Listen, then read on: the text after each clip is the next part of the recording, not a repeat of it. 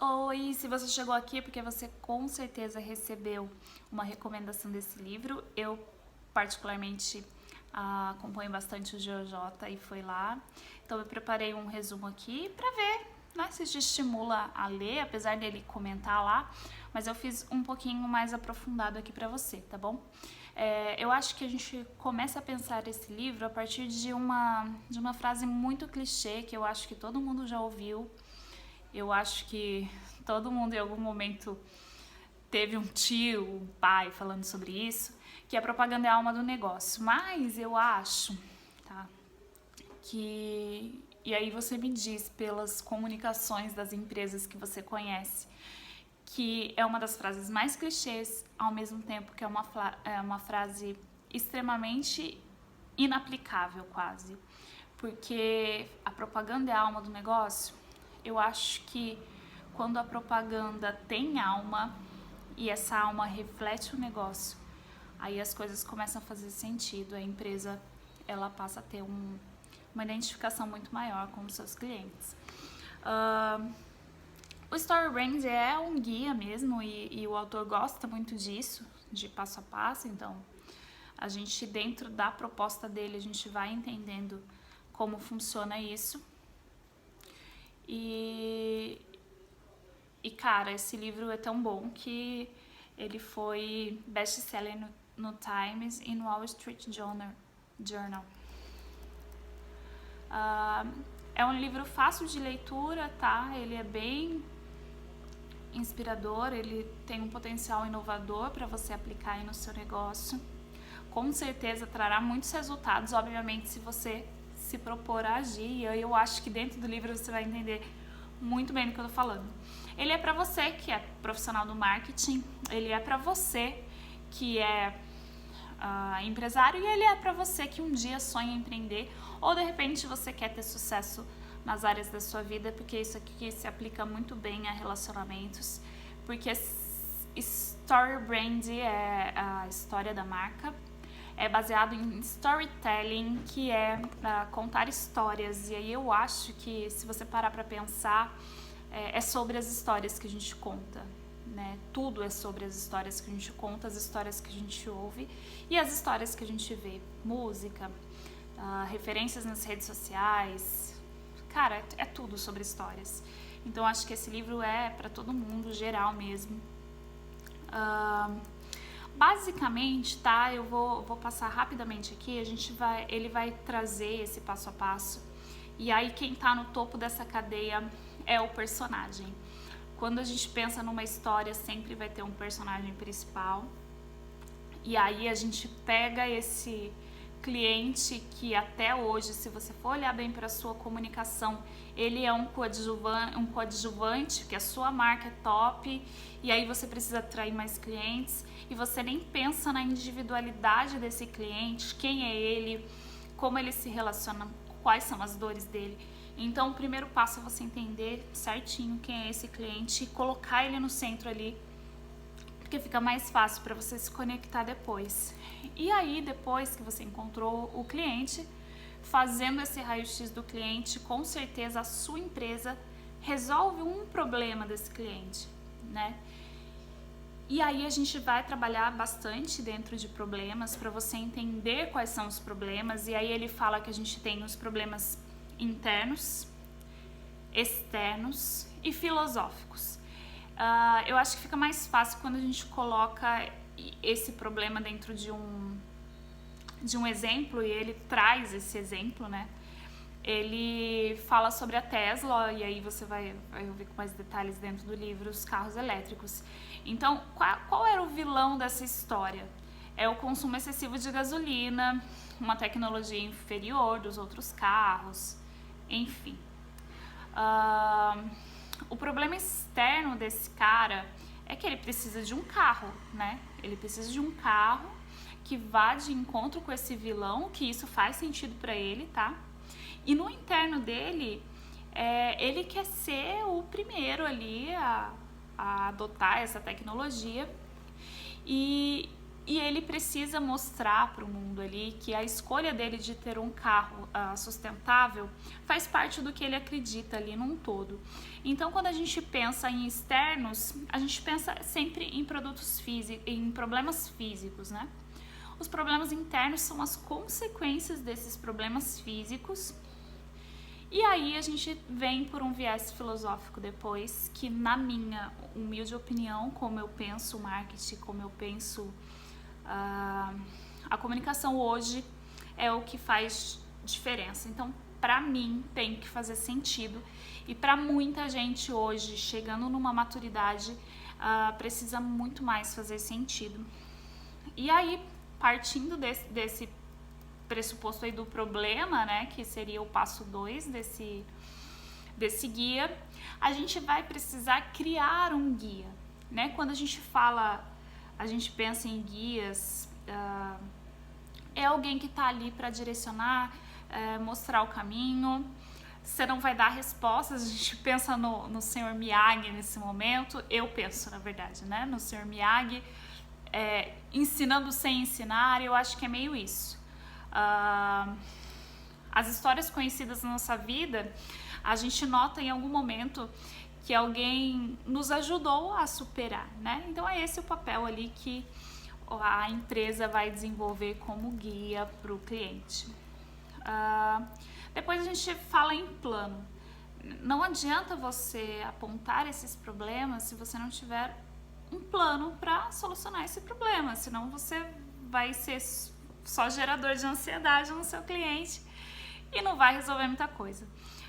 Quando a gente fala em plano, eu acho que a coisa mais interessante disso é você conseguir dividir isso. E isso fica muito muito simples e claro para o seu cliente o que é esse plano, né? Um passo a passo mesmo, que ajuda ele a chegar nessa decisão nessa solução que você propõe, e uma solução definitiva. Eu acho que esse é o maior desafio mesmo em qualquer segmento, porque ninguém quer ficar comprando e recomprando produtos, seja ele um produto de emagrecimento, seja um carro, né? Ninguém quer ficar trocando de carro. Você quer fazer um upgrade, mas você não quer trocar porque aquele carro não resolveu o seu problema. Então é por isso que a gente precisa pensar nesse plano, né? E aí, quando você mostra para o seu cliente que você tem um plano, e aí a gente vai ver que não basta ter um plano, você precisa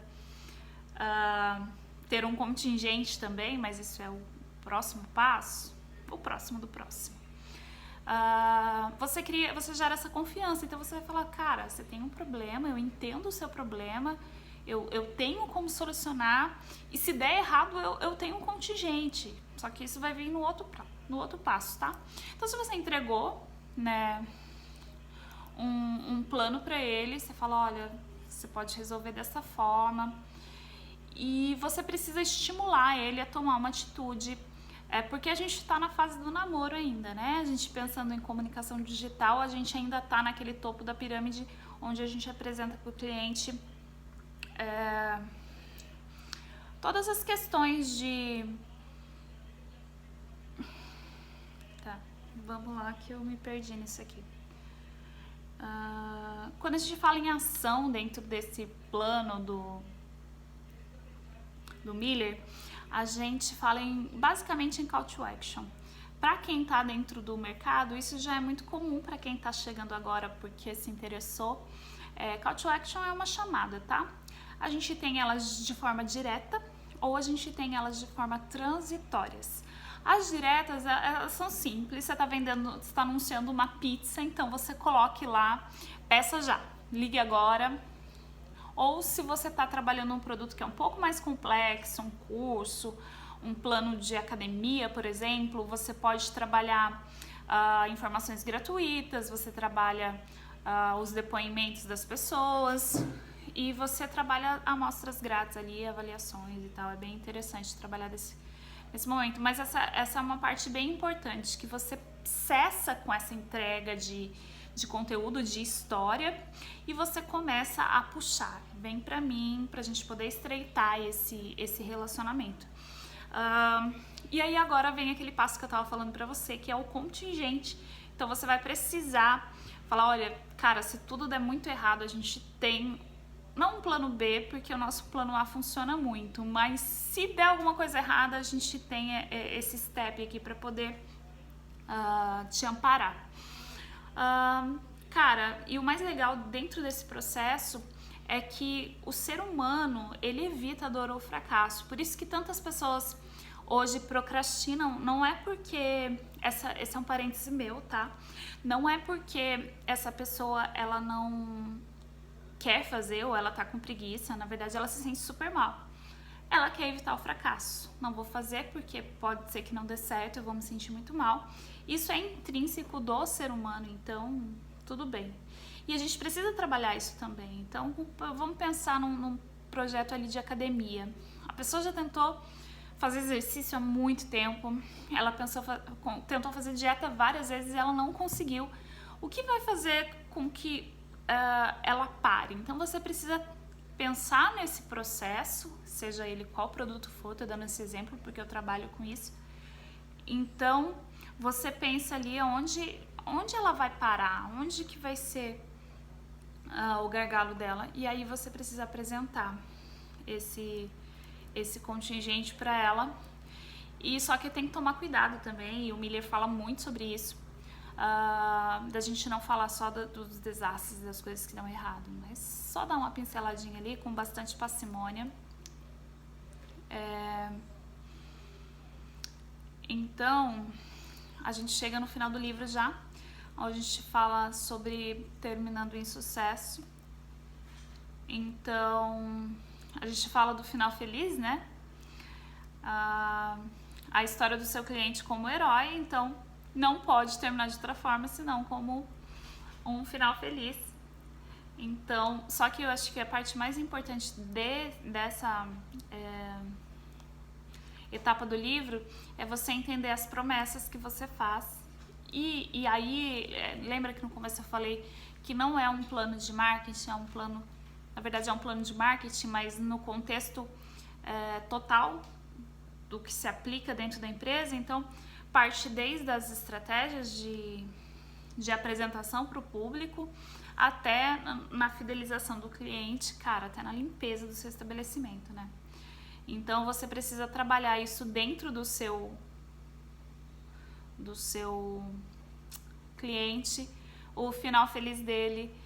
E aí, se você pensa nisso numa jornada ali de herói, a gente já passou pela apresentação, a gente já passou pelos problemas, a gente passou pela ação, a gente evitou o fracasso, porque sempre rola isso, né?